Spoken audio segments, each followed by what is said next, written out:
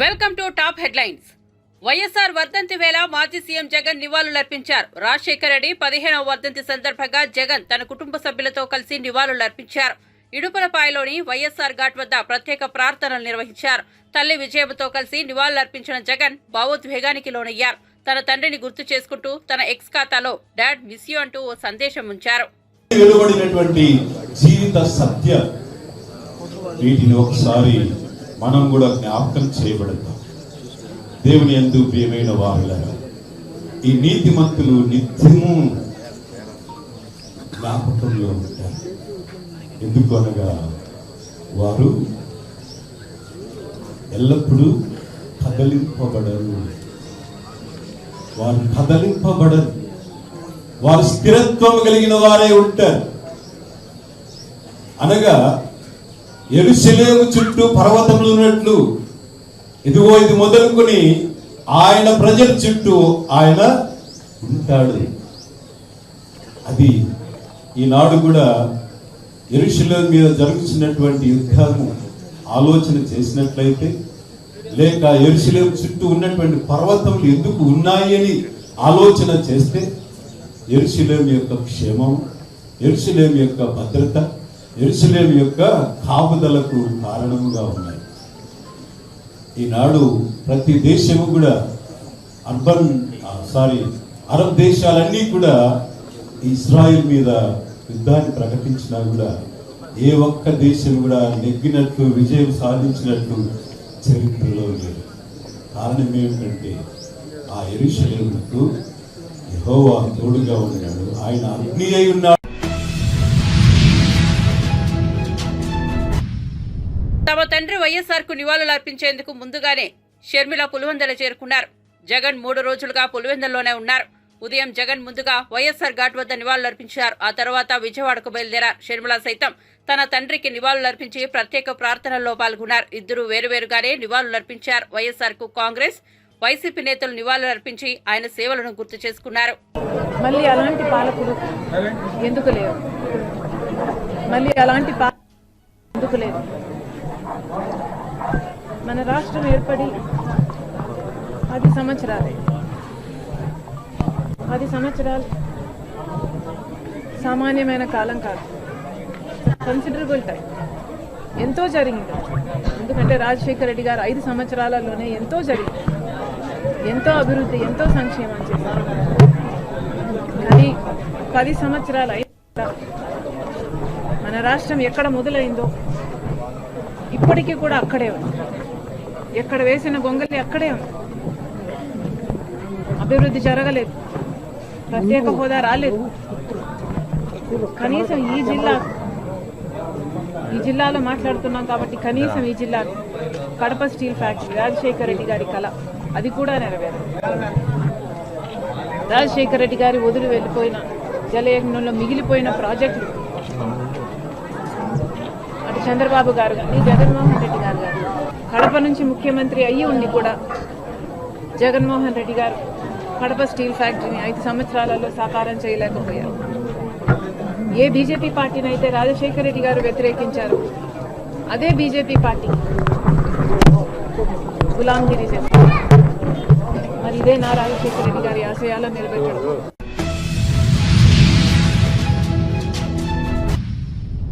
భారీ వర్షాలకు విజయవాడలోని చాలా ప్రాంతాలు జలదిగ్బంధంలో చిక్కుకున్నాయి.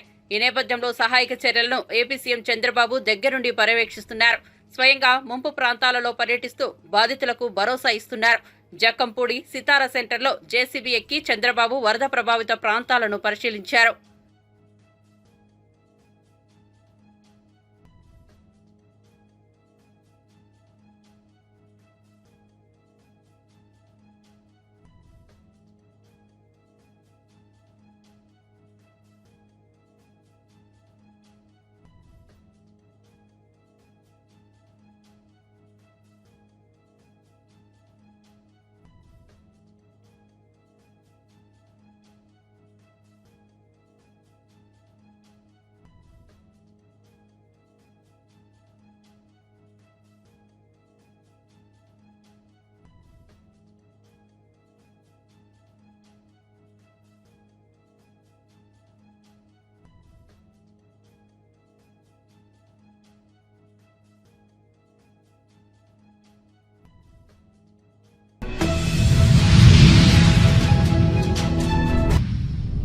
విజయవాడలో ముంపు ప్రాంతాల్లో సీఎం చంద్రబాబు రెండో రోజు పర్యటించారు. బోటులో పర్యటిస్తూ బాధితులను పరామర్శించారు.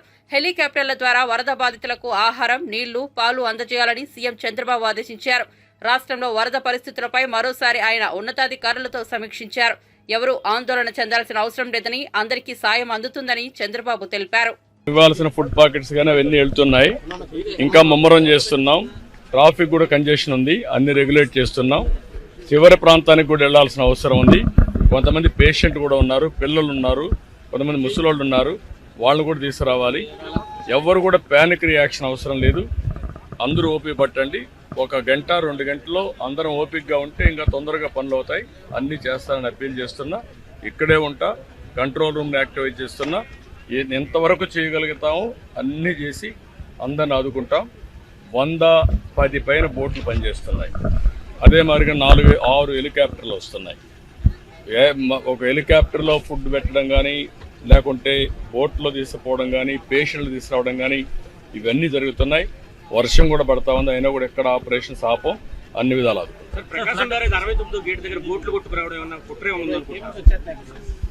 ఇవన్నీ ఇప్పుడు నేను అవన్నీ మాట్లాడను. ప్రతి ఒక్కదానికి మనం అవన్నీ మాట్లాడడం కరెక్ట్ కాదు. ప్రస్తుతం నా డ్యూటీ ఎట్టి పరిస్థితుల్లో కష్టాల్లో ఉండే ప్రజలను ఆదుకోవడం, వాళ్ళ ప్రాణాలు కాపాడుకోవడం, తక్షణ వాళ్ళకి కొంత సహాయం చేయడం అవసరం.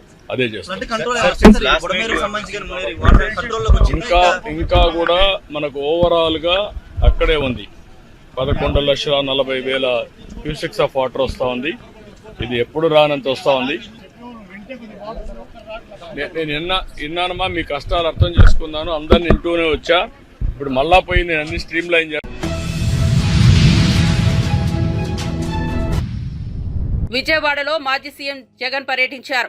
వరదకు మునిగిన కృష్ణాలంక ప్రాంతంలో కృష్ణానది ప్రవాహాన్ని పరిశీలించారు. రిటైనింగ్ వాల్ దగ్గర పరిస్థితులను పరిశీలించిన జగన్ బాధితులతో మాట్లాడారు.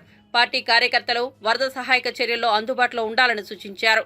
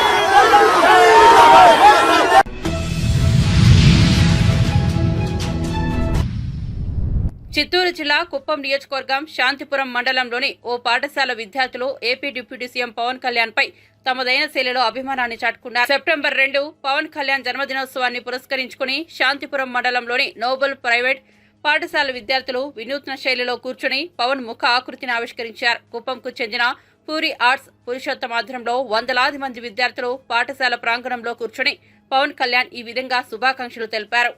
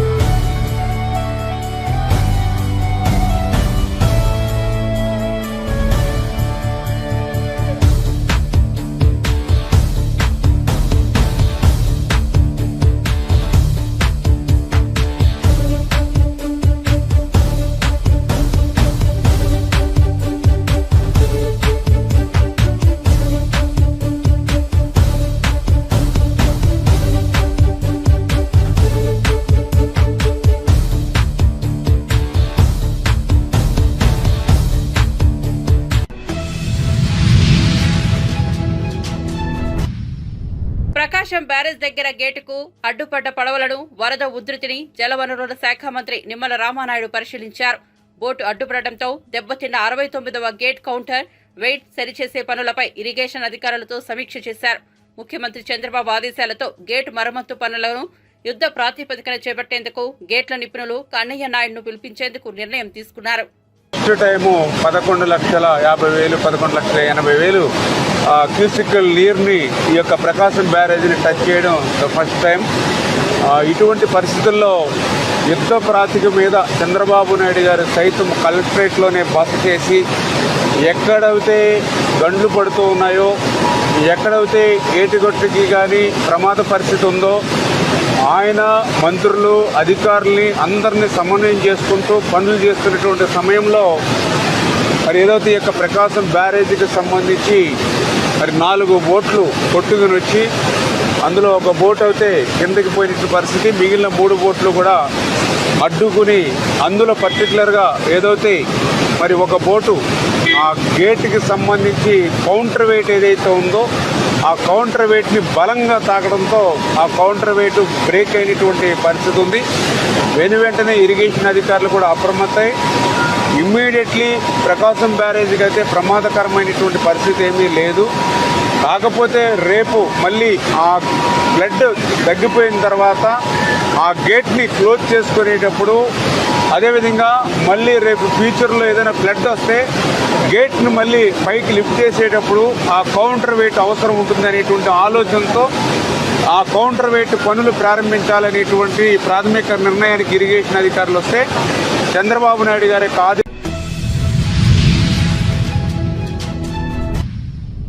విజయవాడలో భారీ వర్షాలకు ప్రభావిత ప్రాంతమైన అజిత్ సింగ్ నగర్ లో సహాయక చర్యల్లో పాల్గొన్న మంత్రులు ఆనం, అనిత, అచ్చెన్నాయుడు వర్షాలకు జలమయమైన అజిత్ సింగ్ నగర్ లో పర్యటించి ప్రజలను పరామర్శించి ఆహార పొట్లాలను పంపిణీ చేశారు. బాధితులందరినీ ప్రభుత్వం తరపున సీఎం చంద్రబాబు నాయుడు తప్పకుండా ఆదుకుంటారని, ఎవరూ అధైర్యపడవద్దని బాధితులకు భరోసా ఇచ్చారు మంత్రులు.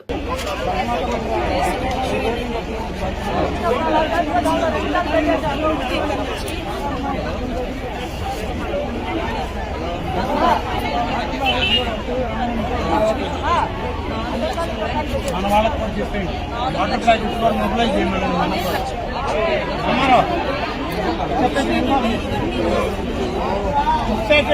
వాటర్ ప్యాకెట్స్ కూడా రావాలని చెప్పండి. ప్రతి కంటైనర్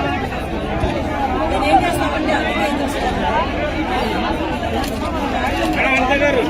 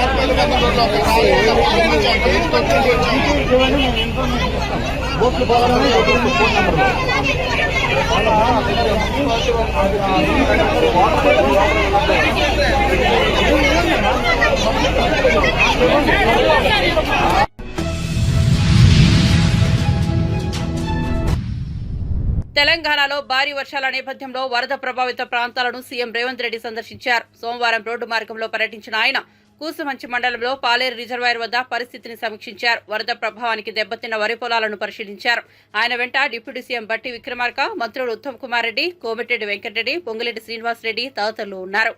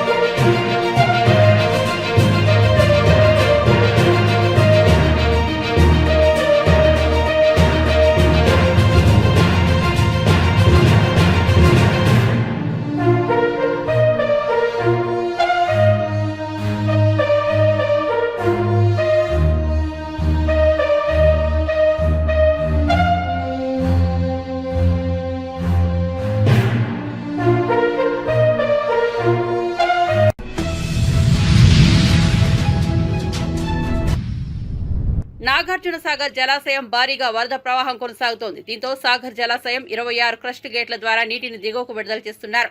జలాశయానికి శ్రీశైలం ప్రాజెక్టు నుంచి 5.41 క్యూసెక్ల నీరు ఇన్ఫ్లోగా వస్తోందని అధికారులు తెలిపారు. వర్షాల కారణంగా వరద ప్రవాహం పెరుగుతుండటంతో అధికారులు ఎప్పటికప్పుడు జాగ్రత్తగా వరద ఉధృతిని అంచనా వేస్తున్నారు.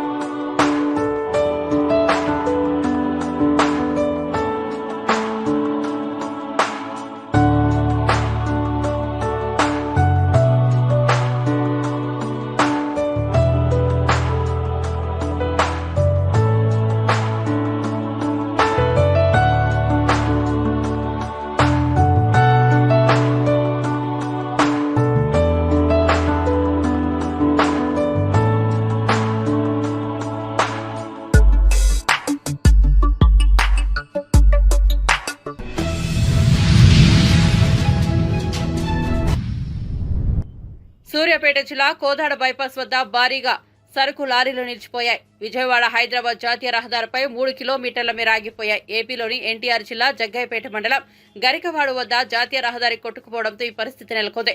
మరో మార్గం లేక ఆ వాహనాల డ్రైవర్లంతా పడిగాపులు కాస్తున్నారు. వారంతా రహదారిపైనే భోజనం చేస్తున్నారు.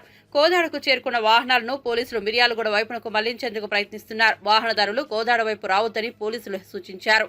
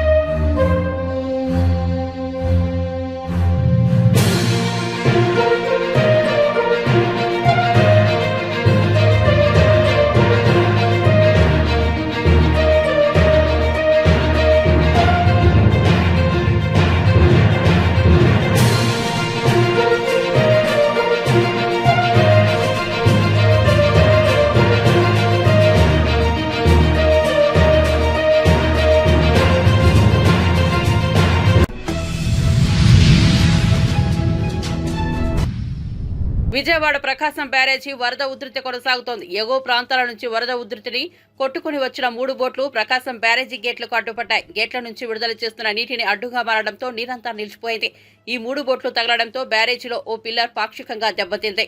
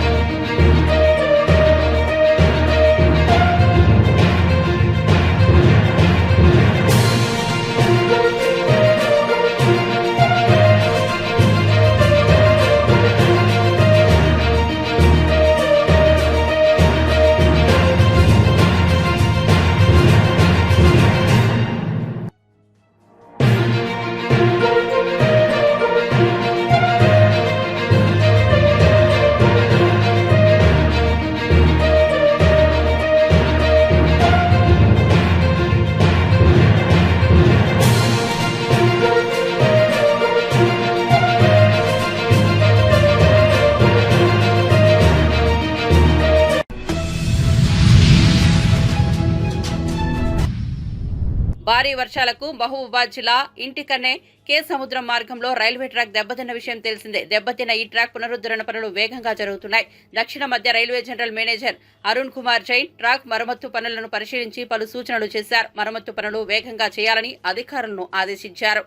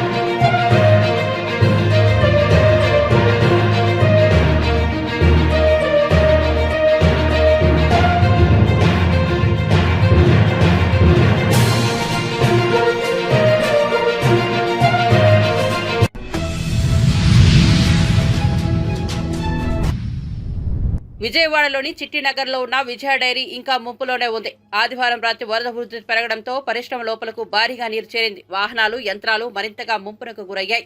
దీంతో లోపల ఉన్న పాలు, పెరుగు, ఇతర ఉత్పత్తులు పాడైపోయాయి. సుమారు 70 కోట్ల మేర నష్టం వాటిల్లినట్టు విజయ డైరీ చైర్మన్ చలసాని ఆంజనేయులు తెలిపారు. మరో 2 రోజుల వరకు పరిశ్రమ లోపల అడుగు పెట్టలేని పరిస్థితి నెలకొందన్నారు. ప్రత్యామ్నాయంగా వీరవల్లి కొత్త యూనిట్లో పూర్తిస్థాయి కార్యకలాపాలు నిర్వహిస్తూ పాడి రైతులు, వినియోగదారులకు ఇబ్బందులు తలెత్తకుండా చర్యలు చేపట్టినట్లు తెలిపారు.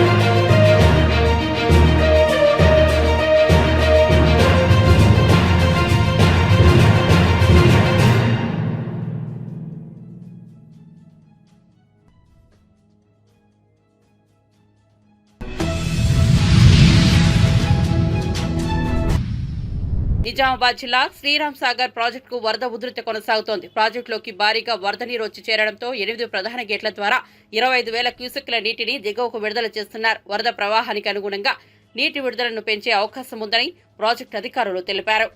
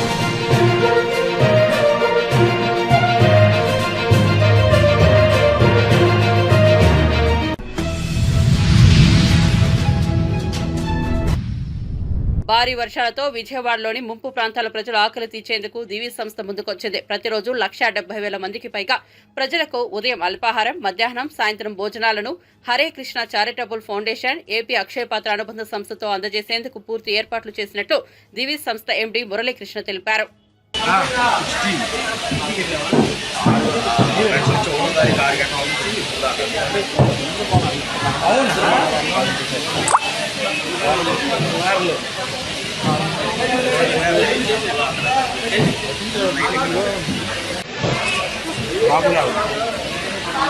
ప్రవీణ్ కూడా కుక్ చేస్తున్నాడు.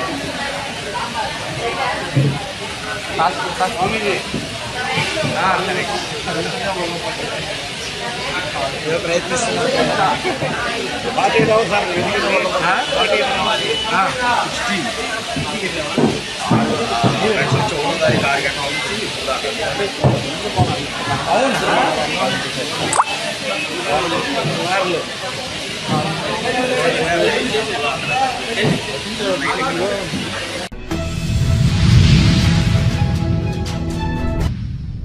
భారీ వర్షాలతో తెలుగు రాష్ట్రాలు అతలాకుతలమవుతున్నాయి. ఈ క్రమంలోనే వాతావరణ శాఖ మరో అలర్ట్ జారీ చేసింది. త్వరలోనే బంగాళాఖాతంలో మరో అల్పపీడనం ఏర్పడే అవకాశం ఉందని, దీంతో భారీ వర్షాలు కురిసే అవకాశం ఉందని పేర్కొంది.